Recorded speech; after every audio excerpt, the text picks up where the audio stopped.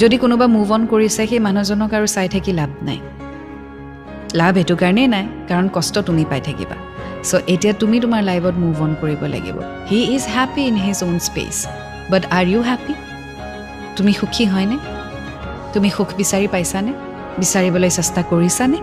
নে আগৰ ফটোবোৰ আগৰ কমেন্টছবোৰ আগৰ চেটছবোৰ চাই তুমি আগেই বাঢ়িব বিচৰা নাই যদি তুমি আগবাঢ়িব নিজৰ ফালৰ পৰা বিচৰা নাই তেতিয়াহ'লে তোমাক ইউনিভাৰ্চিটিও কেতিয়াও আগবাঢ়িবলৈ নিদিয়ে